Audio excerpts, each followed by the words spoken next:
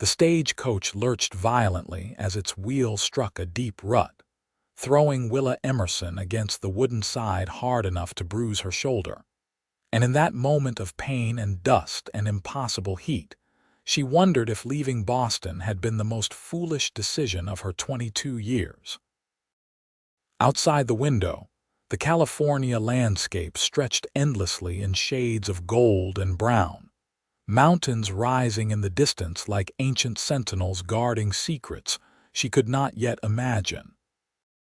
The year was 1876, and everything she had known, every comfortable certainty of her previous life, had crumbled 3 months ago when the bank had foreclosed on her family's home, and her mother had died of pneumonia in the same terrible week. The only thing left had been the letter from her late aunt's lawyer, informing her that she had inherited a small property in Calistoga, California, a town she had never heard of in a state that seemed impossibly far from everything civilized. Willa had sold what little remained, purchased the cheapest ticket west, and now here she was, covered in trail dust, her dark hair coming loose from its pins, her gray eyes stinging from the dry air. The other passengers, a weathered rancher and his silent wife, had stopped trying to make conversation hours ago. When the stagecoach finally rattled into Calistoga, the sun was beginning its descent toward the western peaks, painting the sky in shades of orange and pink that would have been beautiful if Willa had not been so exhausted. The town was smaller than she had imagined, a collection of wooden buildings lining a main street with mountains rising dramatically on all sides. She could see a general store, a saloon, what looked like a hotel, and various other establishments whose purposes she could only guess. The driver helped her down, handling her 2 battered trunks with more care than she had expected. "You got someone meeting you, miss?" he asked, his lined face creasing with concern. "I am supposed to meet with a Mr. Henderson at the land office," Willa said, smoothing her wrinkled traveling dress with hands that trembled slightly. "He is handling my aunt's estate." The driver pointed down the street. 3 buildings down on the left, yellow sign. "You want I should carry these trunks there for you?" "I would be most grateful," Willa said, and meant it. Mr. Henderson turned out to be a thin man with spectacles and ink-stained fingers, who looked at her with obvious surprise when she entered his cramped office. "Miss Emerson, we were expecting you next week. The schedule changed," Willa said simply.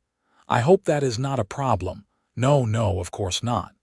He shuffled through papers on his desk, sending small clouds of dust into the afternoon light streaming through the window. "I have the deed here and the keys. The property is about 5 miles north of town, up in the foothills. Your aunt lived there for nearly 20 years. It is quite remote." "I am prepared for that," Willa said, though in truth she had no idea what she was prepared for or not prepared for. Everything since leaving Boston had felt like walking through a dream where nothing was quite solid. Mr. Henderson cleared his throat. "Miss Emerson, I feel I should be honest with you. The property is very isolated. Your aunt was, well, she was an unusual woman who preferred solitude. There is a cabin, some acreage, but no near neighbors. For a young woman alone, it might be quite difficult." "I have nowhere else to go," Willa said quietly, and the simple truth of it hung in the air between them. He nodded slowly, his expression softening. "I understand." "Well then, let me tell you what you will need. First, you will need someone to take you up there with your belongings. The trail is not suitable for a wagon right now, only horses. Second, you will need to arrange for supplies. Third," he hesitated, "you do ride, do you not?" Willa felt her stomach sink.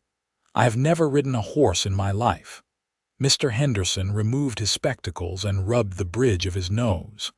"That presents a significant problem. You cannot live up there without being able to ride. It is the only way in or out, especially once autumn comes and the rains start. Then I will learn, Willa said, lifting her chin with more confidence than she felt.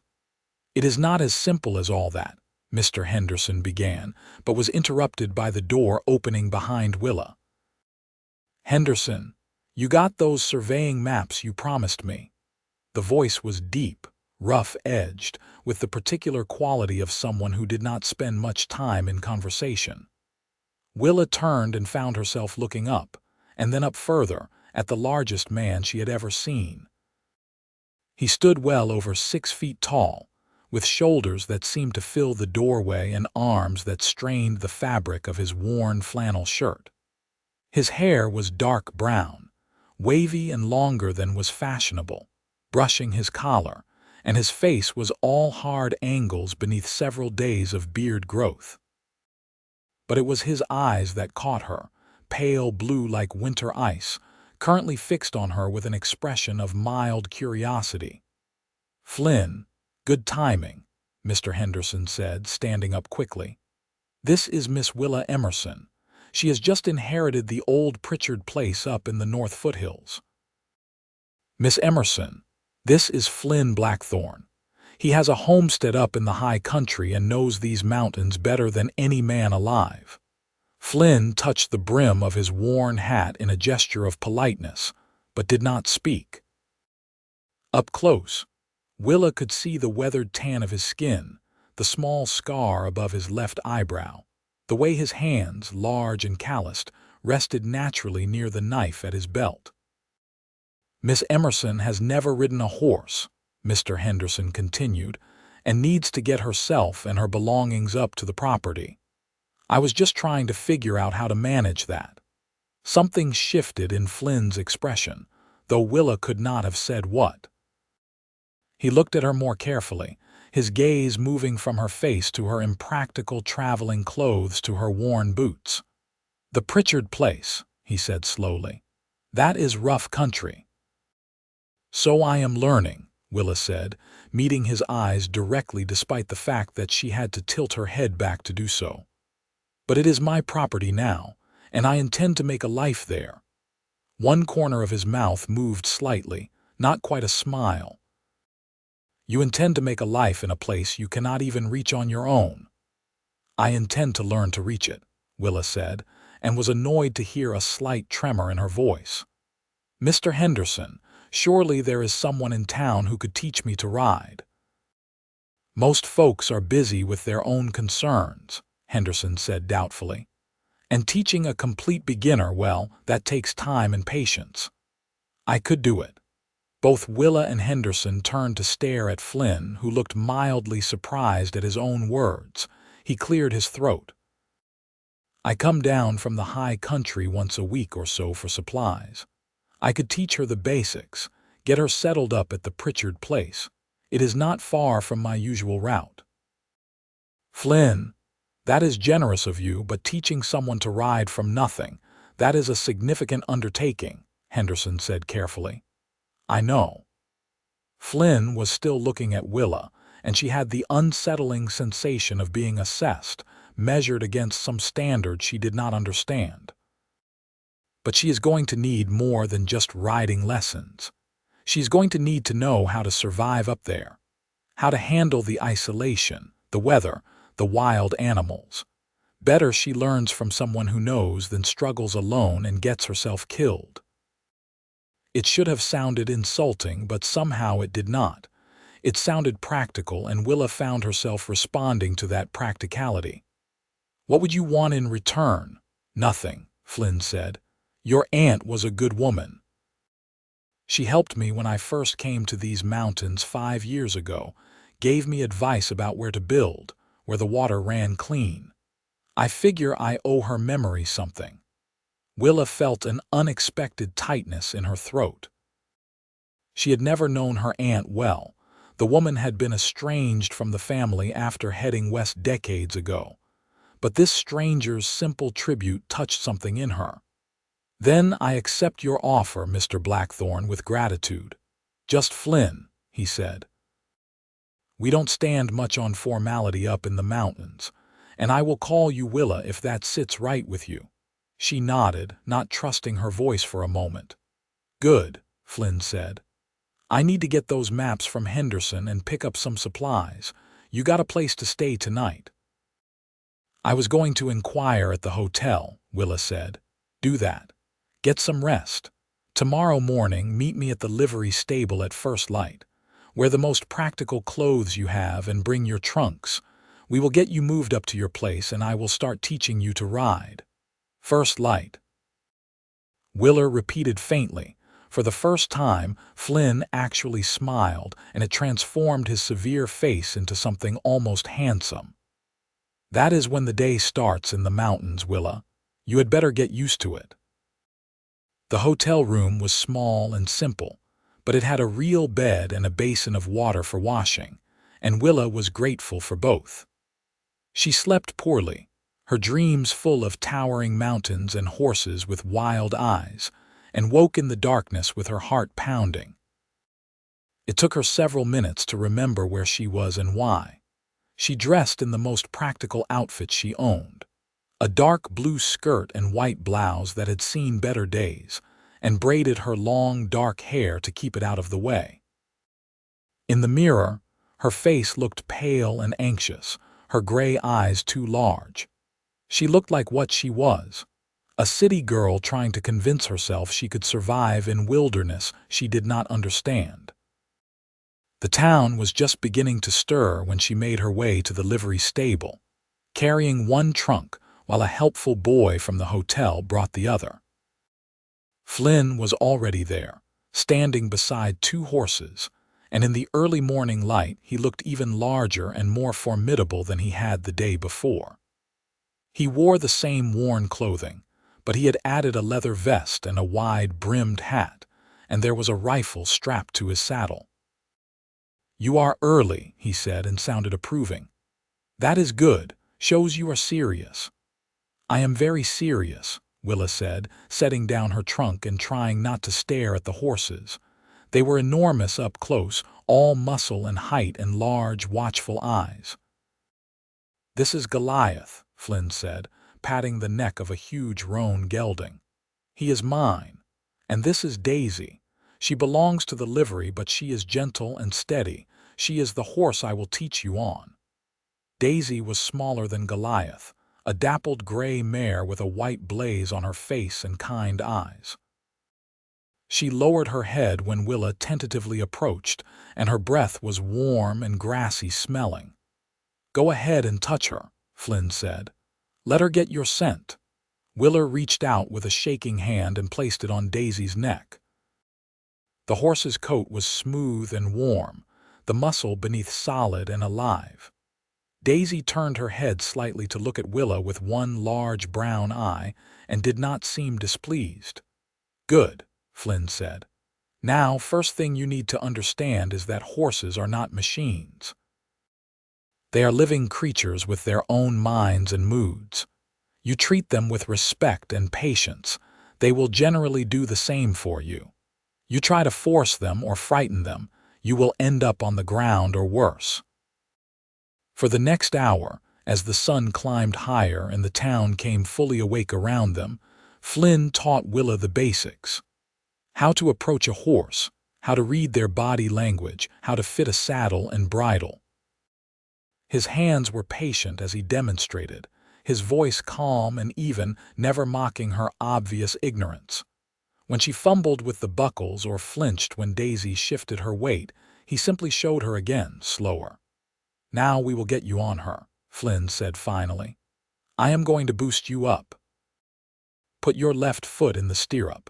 Grab the saddle horn with both hands, and when I lift, swing your right leg over."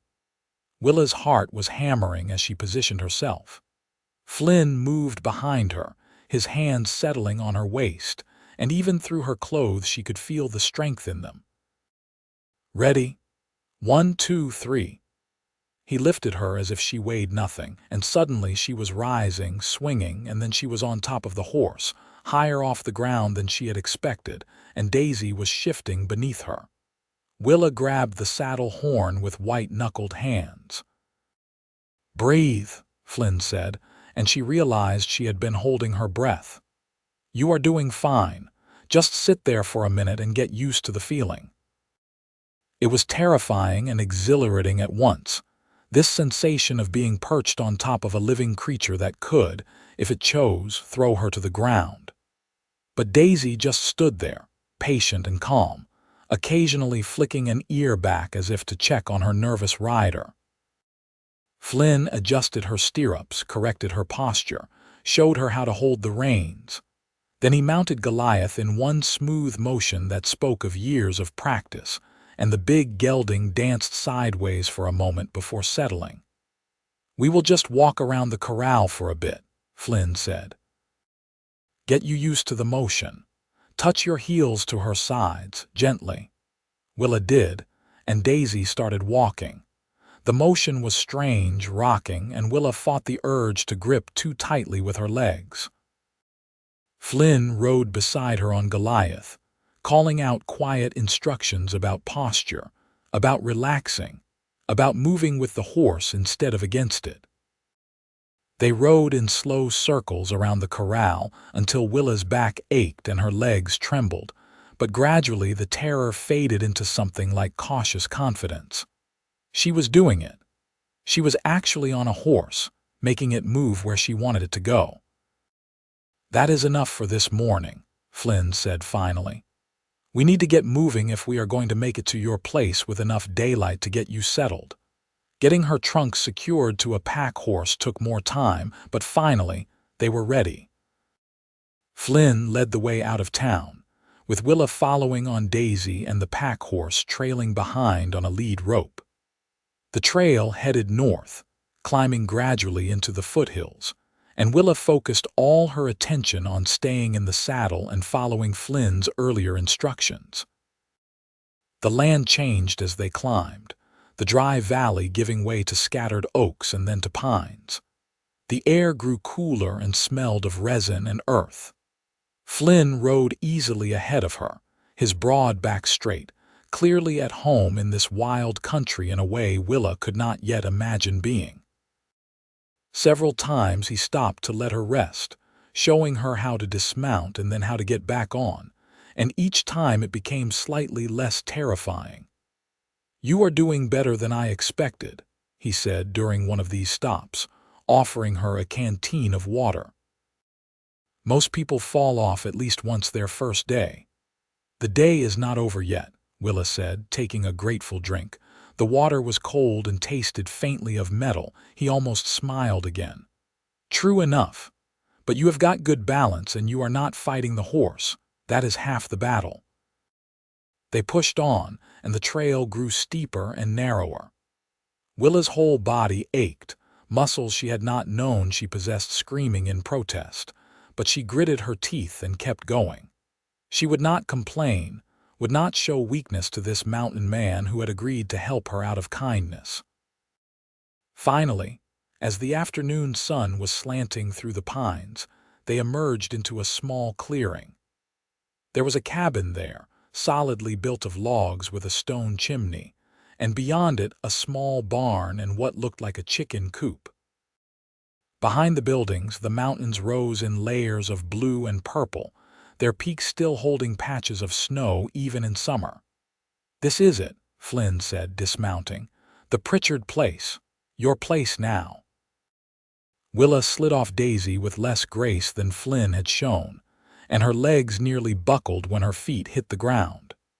She grabbed the saddle for support, waiting for the trembling to pass, then forced herself to stand straight and look around. The cabin was weathered but sound, with a small porch facing east toward the mountains. The clearing had been carved out of the forest with care, leaving large trees for shade. There was a well with a bucket, a woodpile under a lean-to, and paths worn through the grass showing the daily routes of someone who had lived here and worked here and called it home. "It is beautiful," Willa said, and was surprised to find she meant it. It was nothing like Boston, nothing like anything she had known, but there was something about the place that spoke of peace, of refuge. "Your aunt thought so," Flynn said. Come on, let us get you inside and see what condition things are in. The cabin was a single large room with a sleeping loft above, a stone fireplace taking up most of one wall and windows that let in the golden afternoon light. There was simple furniture, a table and chairs, a rocking chair by the fireplace, shelves for food and dishes. Dust covered everything, and there was a musty smell of disuse, but it was solid and dry and, Willa thought, could be made comfortable. Flynn moved through the space with purpose, checking the chimney, testing the floorboards, examining the windows. "Structure is sound," he said. "Roof looks good. You will need to clean thoroughly, check for mice. Make sure the well water is clear. I will help you bring in your trunks and get your supplies stored. Then I need to head to my own place before full dark." They worked together in companionable silence, Flynn hauling the heavy trunks while Willa began the process of sweeping and wiping down surfaces. He showed her how to prime the pump at the well, how to check the chimney draft, how to secure the barn door against wind. Every instruction was practical, delivered without condescension, and Willa found herself grateful again for his presence. "You have got basics here for tonight," Flynn said as the sun touched the western peaks. "Food, water, firewood.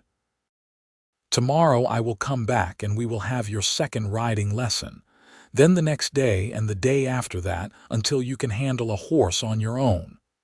"You do not have to do that," Willa said, though she desperately hoped he would. "I said I would teach you," Flynn replied. "I keep my word. Besides, you cannot stay up here alone without being able to ride. What if you get hurt or run out of supplies or just need to get to town? You need to be able to do it yourself." "Every morning?" Willa asked. "Every morning," Flynn confirmed. "I will be here at first light. We will ride together, and I will teach you everything you need to know." He mounted Goliath as the first stars began to appear in the darkening sky. From horseback, looking down at her, he seemed even larger, more imposing, but his expression was not unkind. "Bar the door tonight, keep a lamp burning. There are bears and mountain lions in these hills, though they mostly leave people alone if people leave them alone.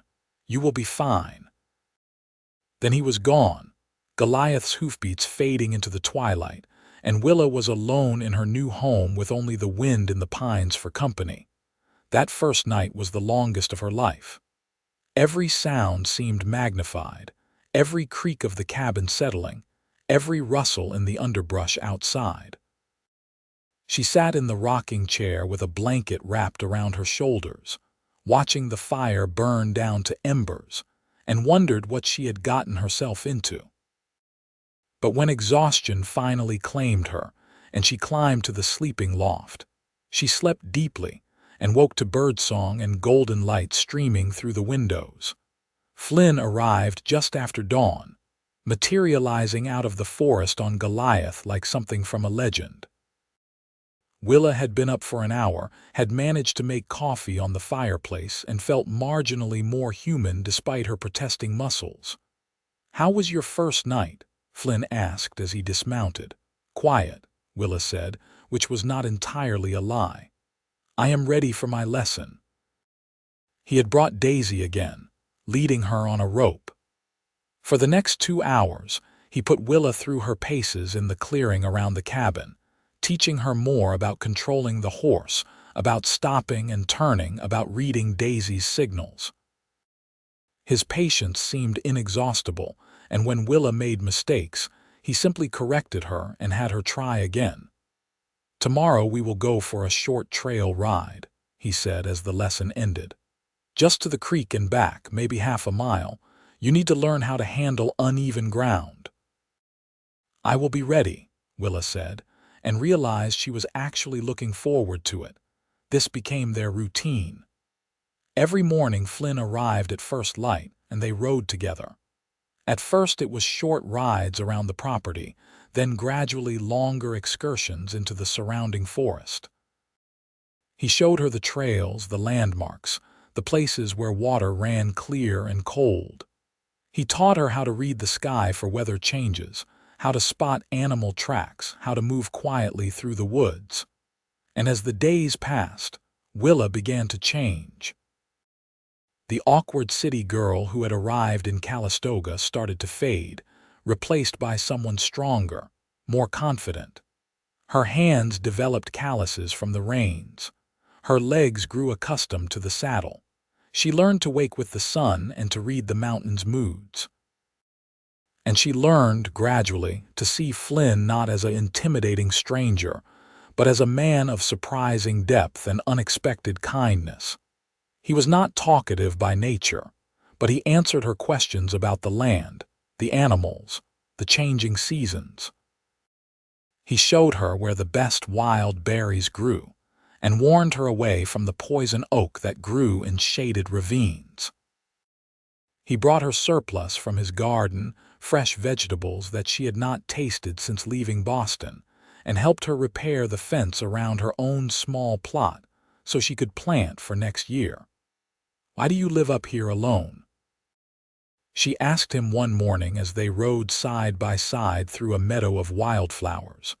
It was 3 weeks since her arrival, and she could now handle Daisy with reasonable competence. Flynn was silent for so long she thought he might not answer.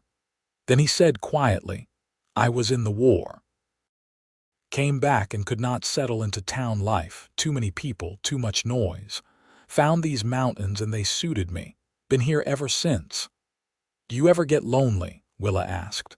"Sometimes," he admitted, "but I prefer loneliness to the wrong kind of company. Out here, things are simple. Honest. You work hard, you survive, you make mistakes, you pay for them. No politics, no pretense." Willa understood that more than he might have guessed. "I feel the same way. In Boston, everything was about appearances, about what people thought.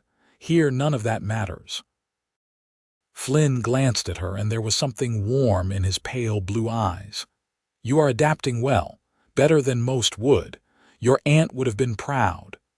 The compliment, simple and sincere, made Willa's chest tight. "Tell me about her. My family never spoke of her much." So Flynn told her stories as they rode. About her Aunt Margaret Pritchard, who had come west as a young woman, had never married, had lived fiercely independent in these mountains for 2 decades. She had been tough and kind in equal measure, he said, had helped newcomers without asking for anything in return, had known the medicinal properties of every plant in the forest. "She delivered half the babies in these hills," Flynn said. "Midwifed foals and calves too.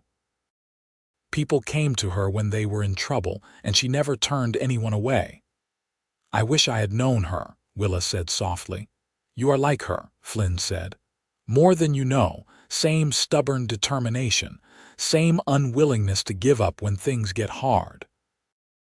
They rode on in comfortable silence, and Willa realized with a start that she was happy. Despite the isolation, despite the hard work, despite being far from everything familiar, she was genuinely happy. And much of that happiness, she admitted to herself, had to do with these morning rides with Flynn, with his steady presence and quiet strength. The summer days grew longer and hotter. Willa settled into her new life, learning the rhythms of the mountains. She tended her small garden, cleaned and repaired the cabin, explored the woods near her property. And every morning, without fail, Flynn appeared at first light and they rode together. She began to notice small things about him. The way his eyes crinkled at the corners when he almost smiled. The gentleness in his large hands when he handled the horses. The breadth of his shoulders and the play of muscle under his shirt when he worked. The way his hair curled slightly at his collar, catching the early morning light. She told herself it was simple appreciation, nothing more, but her heart knew the truth even when her mind resisted it. One morning in late July, Flynn arrived looking troubled. "We have got a problem," he said without preamble. "There have been reports of rustlers in the area. They hit a ranch down in the valley 2 nights ago, took a dozen head of cattle. Sheriff thinks they might be working their way up into the hills. Willa felt a chill despite the warm morning air. Are we in danger? Maybe. They are after livestock mostly, but they will not hesitate to rob a homestead if they think there is something worth taking. I want you to come stay at my place for a few days, until this gets sorted out. I will not be driven from my home, Willa said immediately. Flynn's jaw tightened. Willa, these are dangerous men. If they come here and you are alone, you could be hurt or worse. This is not about pride, it is about being smart. Then teach me to defend myself, Willa said. You have a rifle, teach me to shoot. They stared at each other, wills clashing, until finally Flynn let out a long breath. You are the most stubborn woman I have ever met. I learned from my aunt, apparently, Willa said, not backing down. Fine, Flynn said. But you are going to do exactly what I say, and if I tell you to hide or run, you are going to do it without argument. Agreed. Agreed, Willa said. That morning, instead of riding, Flynn taught her to handle a rifle. He started with the basics: how to hold it, how to aim, how to breathe and squeeze the trigger smoothly. He set up targets on trees at the edge of the clearing and had her practice until her shoulder ached from the recoil and her ears rang from the shots. You have got a steady hand, he said approvingly. Keep practicing. A gun is a tool, nothing more and nothing less. You respect it, you maintain it, you only use it when you have to. Have you had to use yours often? Willa asked. More than I would have liked, Flynn said quietly. The war, and a few times since. But every time, it was a choice between pulling the trigger and letting someone I cared about get hurt. I can live with that. He stayed at her cabin that night, bedding down in the barn with his rifle across his knees. Willa tried to argue that it was not necessary, but he refused to leave her alone with the threat of rustlers in the area. She lay awake in her loft, aware of his presence outside, and felt safer than she had since coming to California. The next morning he taught her to ride again, but faster now, pushing her to learn how to handle Daisy at a canter, how to stay balanced when the horse moved quickly. If trouble comes, you need to be able to get away, he explained. Daisy is not as fast as Goliath, but she is fast enough to outrun most men on foot, and she knows these trails. 3 days later, the sheriff and a posse caught up with the rustlers trying to cross the border into Nevada. There had been a gunfight, and 2 of the outlaws were dead, the other 3 captured. Word spread quickly through the scattered community of the hills, and people began to relax again. But Flynn continued to come every morning, and they continued to ride together. It had become something more than just lessons now. It was time they both looked forward to, a shared ritual that marked the beginning of each day. They talked more easily now, the initial reserve between them fading into something warmer, more intimate. You have learned enough that you do not really need me anymore, Flynn said one August morning as they walked the horses along a ridge with a view of the entire valley below. You can handle Daisy as well as anyone. You know the trails, you know how to care for the horse, you know what to do if there is trouble. Willa felt her stomach drop. Are you saying you will not come anymore? Flynn stopped Goliath and turned to look at her, and there was something intense in his pale blue eyes, something that made her breath catch. I am saying I do not have an excuse anymore. I am coming here every morning because I want to, not because you need me to. And I need to know if that is all right with you. Her heart was pounding so hard she was sure he could hear it. It is more than all right, she said softly. I look forward to these rides more than anything else in my day. I look forward to seeing you. Something shifted in his expression, relief and something deeper, something that made her feel warm and dizzy all at once. I am glad to hear that, he said quietly, because I have been looking for excuses to see you every day since about the 2nd week. The riding lessons just gave me a reason that did not sound foolish. Why would it sound foolish? Willa asked. Because I am a mountain man who lives alone and does not have much to offer, Flynn said. And you are an educated woman from the city who deserves better than a rough cabin in the wilderness, and a man who is more comfortable with horses than people. Willa guided Daisy closer to Goliath until the horses were side by side and she could reach out and touch Flynn's arm. Even through his shirt sleeve, she could feel the solid strength of him. "You are the kindest, most patient man I have ever known," she said. "You have taught me so much, not just about riding, but about this land, about surviving, about finding beauty in simplicity. You have made me feel safe and welcomed when I was terrified and alone. How could any of that be something you do not have much to offer?" Flynn covered her hand with his own, his palm warm and rough with calluses. "Willa," he said, and her name on his lips sounded like something precious.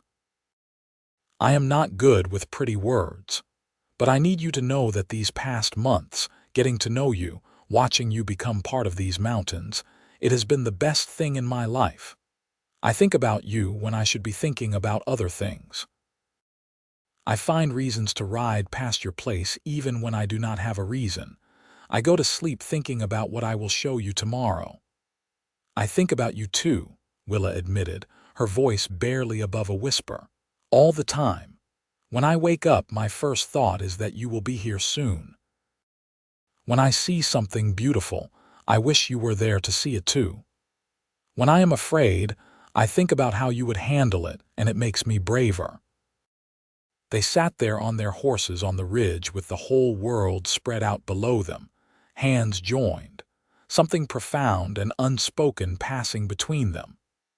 Then Flynn dismounted in one smooth motion and came to stand beside Daisy, reaching up to help Willa down.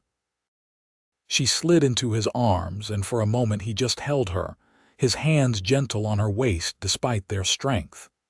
She looked up at him, at his weathered face and intense eyes, and saw her own feelings reflected there. Then he was lowering his head and she was rising on her toes, and their lips met in a kiss that was both gentle and desperate. A release of weeks of growing feelings neither had fully acknowledged until now, when they finally pulled apart, both breathing hard. Flynn rested his forehead against hers. "I am falling in love with you," he said quietly. "Probably already fallen if I am honest. I know it is too soon to say such things, but I do not know how to be anything but honest." "It is not too soon," Willa said, her hands resting on his chest where she could feel his heart pounding. "I am falling in love with you too. I think I have been for a while without realizing it." They stood there in the August sunshine, holding each other, and Willa felt as if something had clicked into place, as if this was what she had been searching for without knowing it, this feeling of rightness, of home. From that day forward, their morning rides took on a different quality. They still rode together every day, but now they rode as courting couple, stealing kisses at scenic overlooks, holding hands when the trail was wide enough to ride side by side, talking about futures instead of just presents. Flynn began staying later after their rides, helping her with repairs around the property, sharing meals, sitting on her porch in the evenings watching the stars emerge. He told her more about his past, about growing up in Missouri, about the war that had taken so much from him, about the years of drifting before he found these mountains. She told him about Boston, about her mother's death, about the fear and grief that had driven her west. They shared their scars and their hopes, and with each revelation they grew closer. "I want you to see my place," Flynn said one September morning as golden leaves began to fall from the aspens. "It is about 2 hours north of here, higher up. I want you to know where I live, what my life is like there." So they rode north together, climbing higher into the mountains than Willa had yet been. Flynn's homestead was in a high meadow ringed by peaks, with a cabin even more remote than her own, and a view that took her breath away. He had built it himself, he explained. Every log and stone had cleared the meadow and dug the well and made a life out of wilderness through sheer determination. "It is beautiful," Willa said, looking around at the place he had created. "Lonely, but beautiful."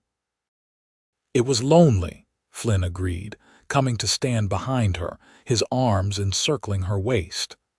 "Now I have you to ride home to every morning after I leave your place.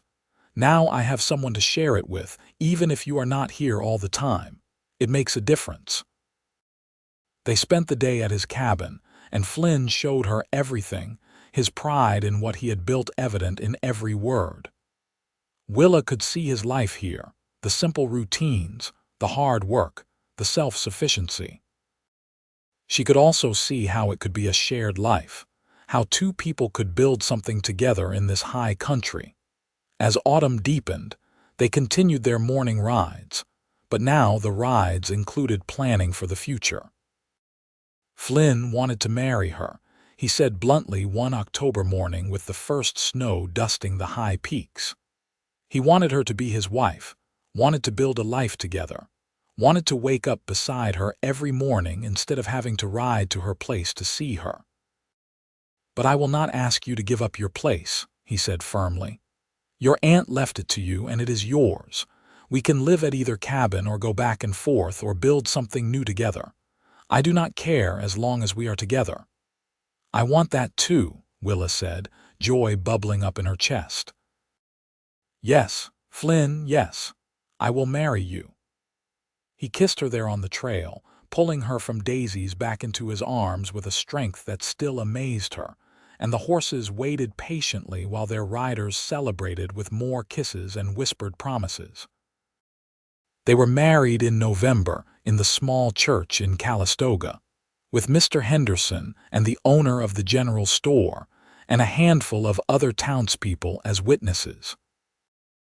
Willa wore a simple cream-colored dress she had made herself, and Flynn wore a new shirt and had trimmed his beard. And when he looked at her walking down the aisle, his eyes were bright with an emotion that made her own eyes sting with happy tears. The preacher pronounced them man and wife, and Flynn kissed her with a tenderness that belied his rough exterior, and Willa thought her heart might burst with happiness.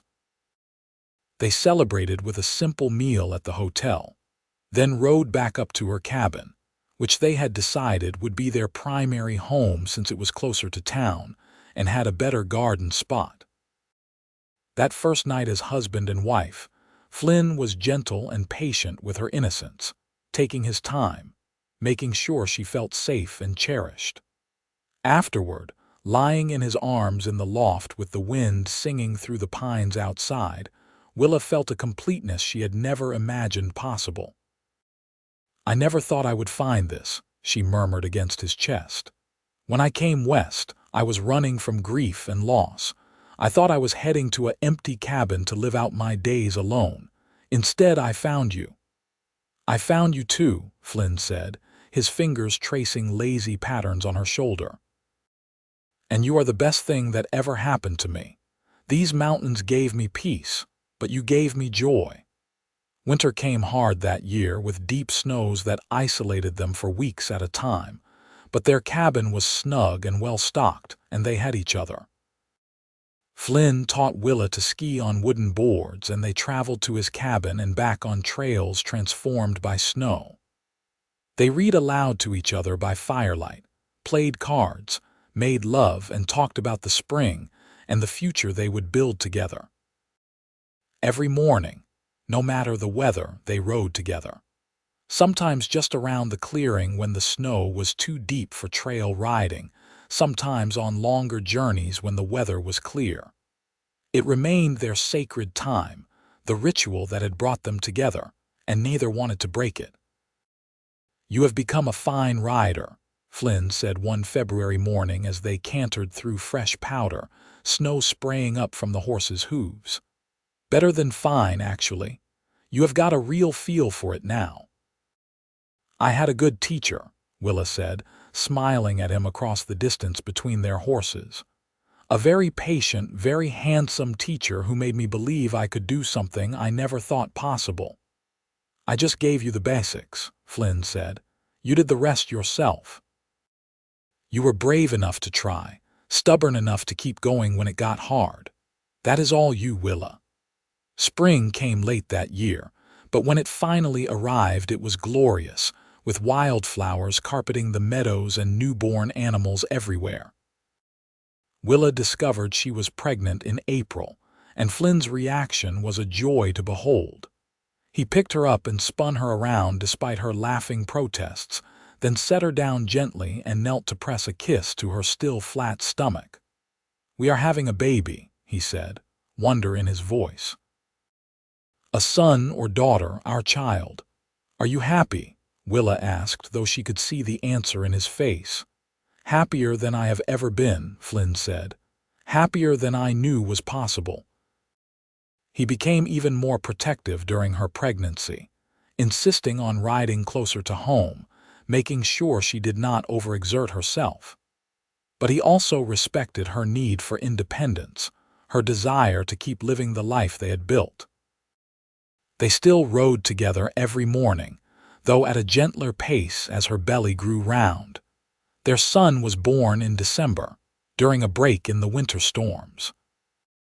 Flynn delivered him with steady hands and tears streaming down his weathered face, and when he placed the squalling infant in Willa's arms, she thought she had never seen anything more beautiful than this mountain man cradling his newborn son with such tenderness. They named him Samuel, after Flynn's father, and he had his mother's dark hair and his father's blue eyes. Flynn was a devoted father, patient and loving, teaching his son the ways of the mountains as he had taught Willa.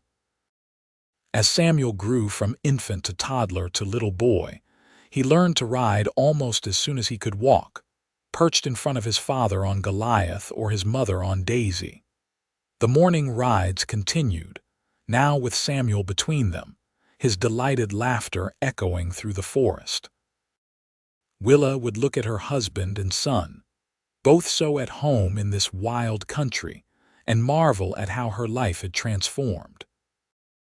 The frightened city girl who had arrived in Calistoga was gone, replaced by a strong, confident woman who could handle a horse, shoot a rifle, deliver a foal, and raise a child in the wilderness. 3 years after Samuel's birth, they had a daughter, Emily, with Willa's gray eyes and Flynn's stubborn determination. Then 2 years after that, another son, Thomas, who was quieter than his siblings but had a gift with animals that amazed even Flynn. The cabin had to be expanded to accommodate their growing family, and Flynn built an addition with the same care he had built his original homestead.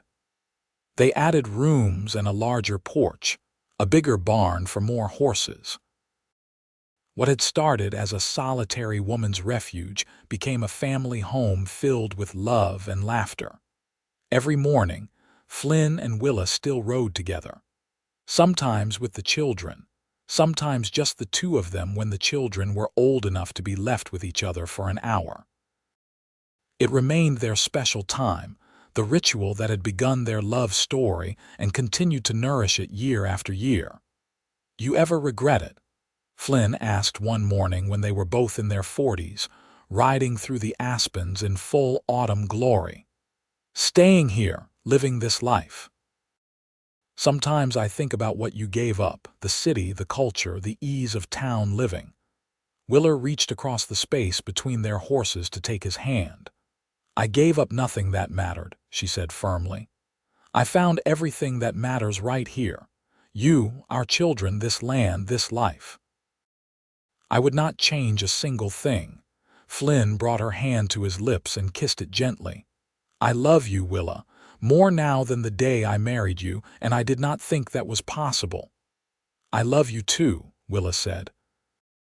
"My mountain man who taught me to ride, who taught me to be brave, who taught me what love really means." They rode on through the golden morning, two people who had found each other against all odds, who had built a life and a family in the wilderness, who had turned solitude into shared joy. Behind them, the cabin waited, warm and welcoming. Ahead, the mountains rose eternal and beautiful. And beside each other, as they had been every morning for over 20 years, they rode into another day of the life they had created together. Their children grew strong and capable, raised with love and the freedom of the mountains. Samuel became a horse trainer of some renown, known throughout the county for his skill and patience. Emily married a rancher from the valley and gave Willa and Flynn their first grandchildren. Thomas became a forest ranger, protecting the wild lands he had grown up loving. As Flynn and Willa grew older, their hair turning gray, their faces lined with years of sun and wind and laughter, they still rode together every morning. The rides were shorter now, at a gentler pace, but no less meaningful. Daisy had long since passed, replaced by a gentle mare named Buttercup. Goliath, too, was gone, and Flynn now rode a steady gelding called Duke, but the ritual remained as essential to their marriage as breathing. On their 30th wedding anniversary, their children organized a party at the cabin. Friends and neighbors came from miles around, filling the house and yard with celebration. But in the morning, before the festivities began, Flynn and Willa rode out together as always, just the two of them and the horses and the mountains. 30 years, Willa said as they paused at their favorite overlook.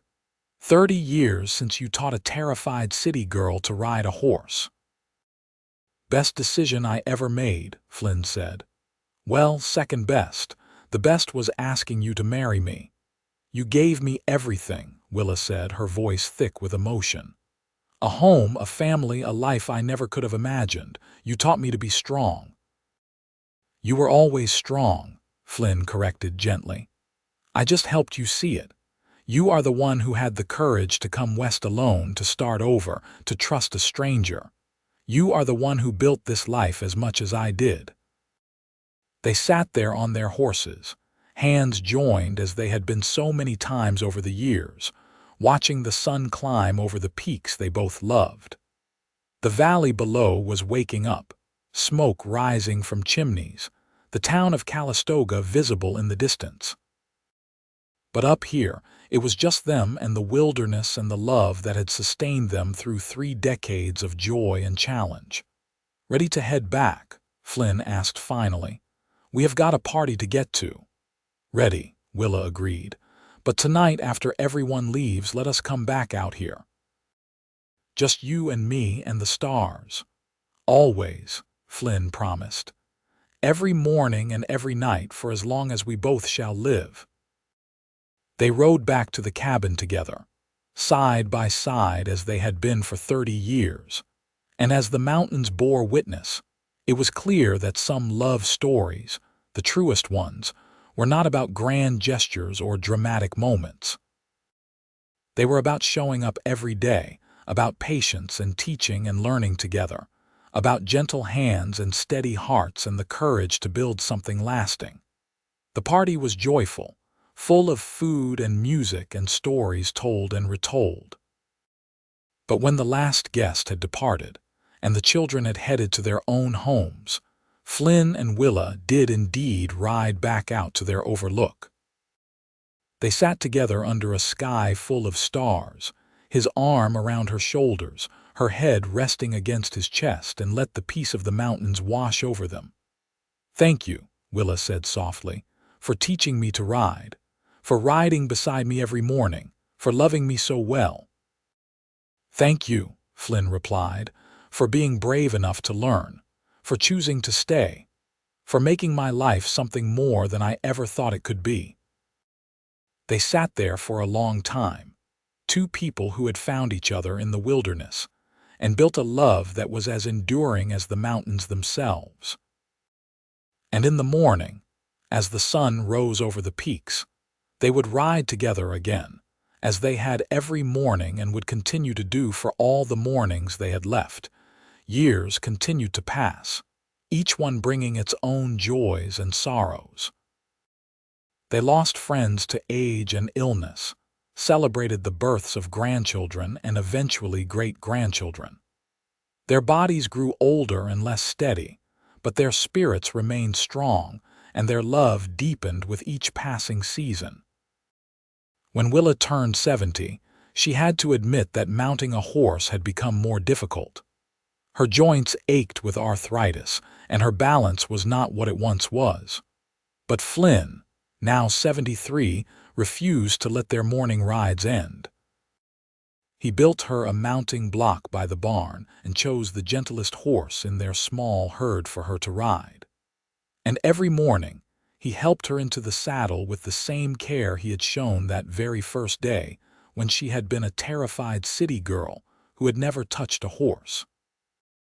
"We have been doing this for almost 50 years, Willa said one morning as they rode slowly around the clearing. 50 years of morning rides together. And I intend to keep doing it as long as we both can sit a horse," Flynn said firmly. "These rides are what started us, Willa. They are part of who we are." She smiled at him, this man who had been her partner, her teacher, her love for half a century. His hair was white now, his face deeply lined, but his eyes were still the same pale blue, still looking at her with the same devotion. "I would not want it any other way," she said. They celebrated their 50th wedding anniversary with a gathering that brought people from all over the county. Their children and grandchildren and great-grandchildren filled every corner of the expanded cabin and spilled out into the yard. There were toasts and tears, laughter and music. Samuel gave a speech about how his father had taught him that real strength was not about force, but about patience and gentleness. Emily talked about how her mother had shown her that courage was not the absence of fear, but the decision to move forward despite it. But the best moment came when Flynn stood up, taking Willa's hand, and said simply, "50 years ago, I taught this woman to ride a horse. I thought I was just giving her a practical skill she needed to survive in the mountains. Instead, she taught me what it meant to truly live. She brought light and love into my solitary world. She gave me a family, a purpose, a reason to be grateful for every single day. Willa, you are the best thing that ever happened to me, and I would do it all again in a heartbeat." There was not a dry eye in the gathering, and Willa stood to kiss her husband, their children and grandchildren cheering around them.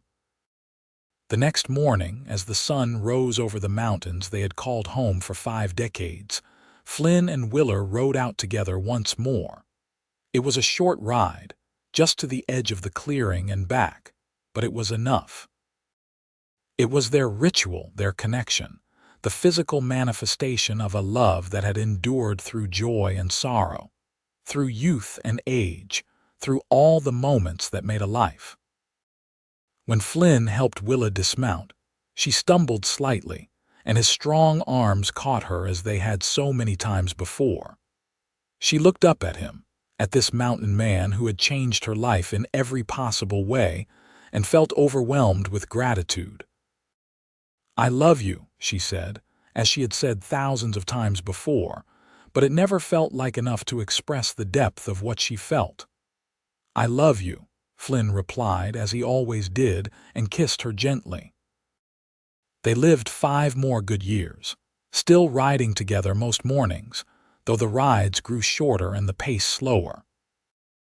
They watched their great-grandchildren learn to ride, and Willa thought she saw in them the same mixture of fear and determination she had felt that first day when Flynn had lifted her onto Daisy's back.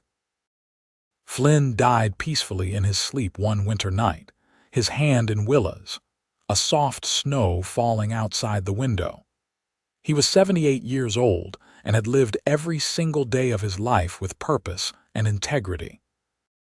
The grief of losing him was profound, but Willa took comfort in the knowledge that they had built something beautiful together, that their love had created ripples that would continue long after they were both gone. She lived 2 more years, cared for by her children, still spending every morning looking out at the mountains she had come to love. On clear days, Emily or Samuel would lead her gentle horse to the porch, and Willa would sit there, her hand on the mare's neck, remembering 55 years of morning rides with the man who had taught her everything that mattered. When Willa passed, surrounded by her family, her last words were, "Tell Flynn I am ready for our morning ride." They buried her next to Flynn on a hillside overlooking the valley, with the mountains rising behind them and the trail they had ridden together visible in the distance. And though they were gone, the love story they had created lived on in their children and grandchildren and great-grandchildren, in the lessons they had taught about patience and courage and devotion. Years later, Samuel's granddaughter, a young woman named Willa in honor of her great-grandmother, would visit the graves and think about the story she had been told all her life. About a city girl who had never ridden a horse and a mountain man who had taught her gently, and how they had ridden beside each other every morning after for the rest of their lives. It was a story about more than just horses and mountains. It was a story about love in its truest form, patient and enduring and transformative. And on quiet mornings when the sun rose over the peaks and the valley was still and peaceful, those who knew the story liked to imagine that somewhere in those mountains, Flynn and Willa were still riding together, side by side, as they always had been and always would be. The cabin still stood, maintained by the family, a testament to what they had built together. The barn still housed horses. The clearing still filled with wildflowers every spring. And every generation learned the story of the woman who had arrived terrified and alone, and the man who had taught her to be brave, and how they had found in each other everything they had been searching for without knowing it. It was a love story for the ages, simple and profound, about two people who had chosen each other every single day, who had shown up for each other every morning, who had built a life on patience and trust, and the quiet miracle of shared mornings in the wilderness. And in a world that often moved too fast and valued the wrong things, it remained a reminder that the best things in life were often the simplest. A hand to hold, a partner to ride beside, a love that endured from first light to last.